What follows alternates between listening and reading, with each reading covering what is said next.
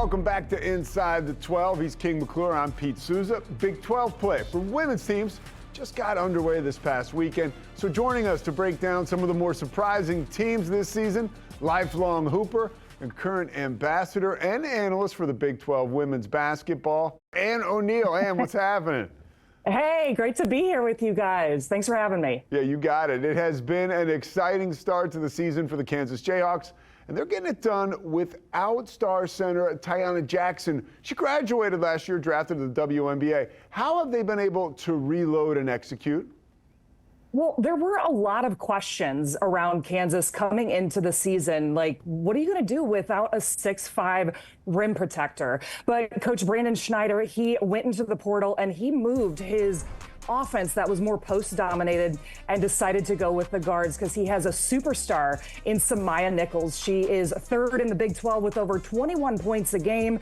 And again, those transfers, Elle Evans, Brittany Harshaw, Sanaya Copeland, they are all filling it up. But guys, what's impressed me the most is that they've been in really close games and have found ways to win. So they're really clicking on all cylinders for the Jayhawks. And you want to talk about surprises? Well, the Utes had an early coaching change this season after Lynn Roberts was hired by the WNBA's LA Sparks. How have they been able to adjust under Coach Gavin Peterson, who took over in late November?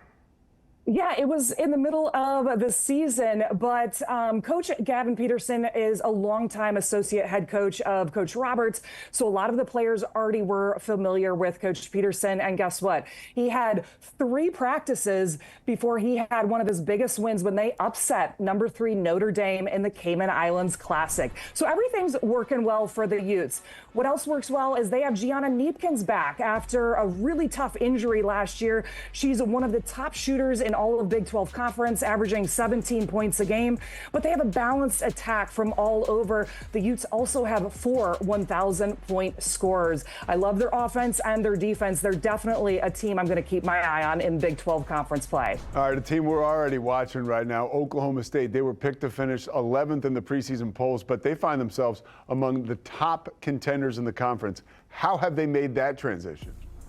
Well, they've been so fun to watch. They are lighting it up from outside. They average over 88 points a game, so they're really filling it up. And you guys, you can't believe this. They've had 4 different players that have had 30-point games. So it's not just one person that's scoring. It's across the board. They also average over 18 assists per game. They've had a lot of team chemistry, and that might have been due to their off the court in the preseason because Coach J.C. Hoyt just had a baby and they were learning how to change diapers together.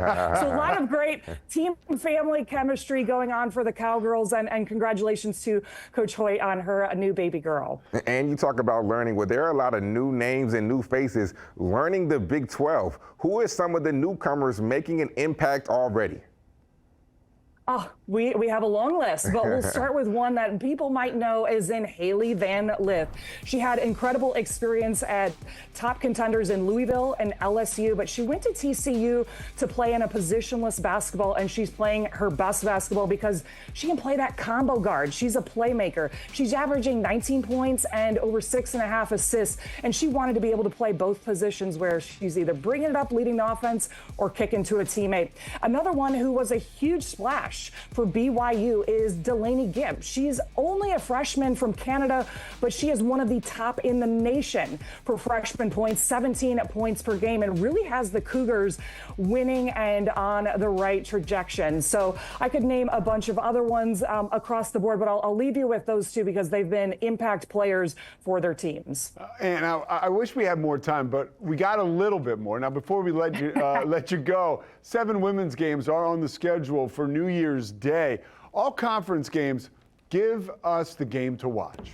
Okay, well, I'll give you one for New Year's Eve because I know you want to be watching women's basketball, and that is a matchup from the old Pac-12, and that is Utah and Arizona. So that's on December 31st. And you mentioned New Year's Day, no better way to celebrate. And one that I have my eyes on is BYU at Cincinnati. Both teams who were picked lower in the Big 12, but playing great team basketball. Their coaches have them going, and somebody that can really make a difference in Big 12 play. So I'm excited, you guys. I can't wait to to kick off the new year with the Big 12 hoops. We got teams to watch, we got players to watch, and now we have analysts like you to watch. And thank you so much. Oh, thank you. Yeah, we look forward to having you back on throughout the season to get your insights. Happy holiday season to you once again. Of course, wishing you a happy new year.